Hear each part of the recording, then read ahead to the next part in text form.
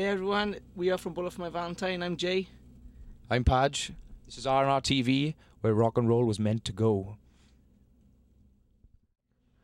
Thanks for joining us. It's RNR TV. We're here with Bullet from my band Valentine here at the Ram's Head in Baltimore with Jay. Padge. Nice to have you guys.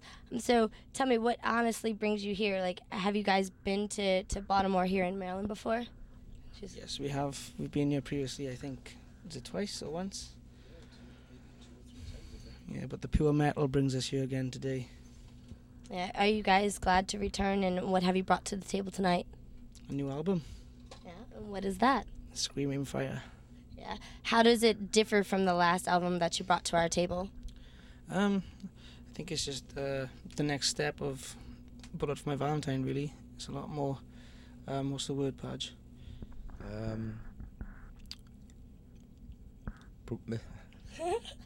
I don't know, more metal. It's more metal, I think, than the Poison. Everything's just stepped up a gear, you know. Way more solos, loads, you know, lots more drums, etc., etc., etc. Now, from a fan's point of perspective, do you each have a say in the songs that you write? Do you like one person will, you know, the guitar will write like the riff, and then piece by piece will it be put together, or do you guys come as a collaboration as a whole and say this is the direction of the song that we want to go in and how we want it to be faced, and is it pre-thought, so to speak?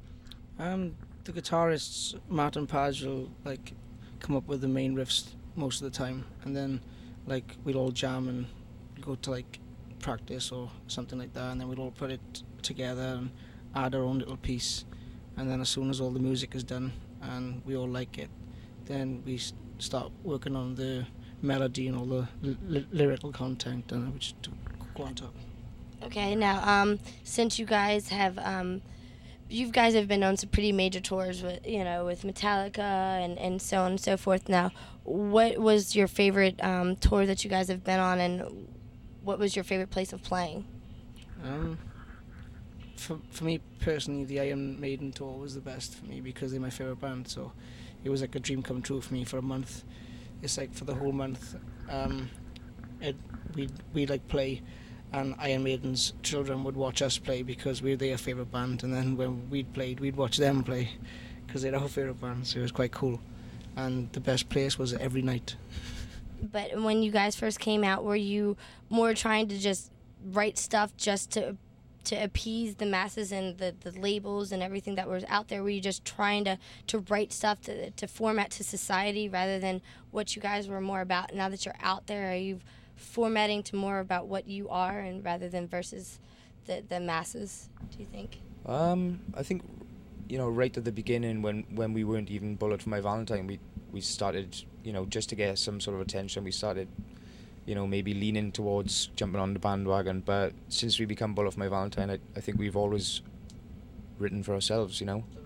Yeah, and even though we with, you know, a massive label like Sony, we're still writing from our hearts and no one else's, you know, not for anyone else's wallet.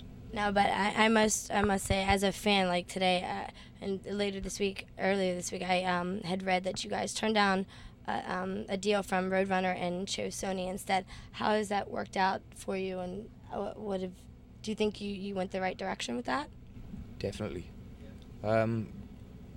Because of that, we were able to go straight into buses and massive, you know, really long tours and stuff. So I think that helped us get to more places and help us ultimately build what we got now, which is a really good following, you know, from the start. So I mean, don't get us wrong, if we only had the one deal that day of Roadrunner, we would have snapped it up, but we were fortunate enough to have two, and there was actually like 3 labels or 4 weren't they looking for us that day. Yeah, so like we got given, I think it was Virgin or something like that, wasn't it? Something strange. Something strange like that, but we were fortunate to have a couple of deals given to us, so then we had to get a lawyer. So with the video that you guys are promoting along with your album, do you guys get to add in on it? Do they come up with it, or do you get to have your input in it as well? A bit of both, really, because yeah, you know, it usually goes on lyrical content or something, but if someone has an idea, you know, either ourselves or the producer guys, then we read them, and, you know, or put our ideas across. Yeah, we kind of work together on that kind of thing. Like, say if the label has a good idea, we've got such a really good relationship with our label that it's unbelievable. Like, we're like best friends. It's like we never argue or anything. We just completely get on because they love what we do and we love the way they promote us and everything. So we just completely get on. So like, as writing the music, they just leave us do that, and they do their part. And then when a video comes around, if they got a good idea and we like it, yeah, it's cool. If we like got a good idea and they like it, it's cool. Well, you guys have your 90 Time stories, and we'll have our show and air it to our fans. So thank you very much, Bullet for My Valentine. This is RNR TV, where rock and roll was meant to go.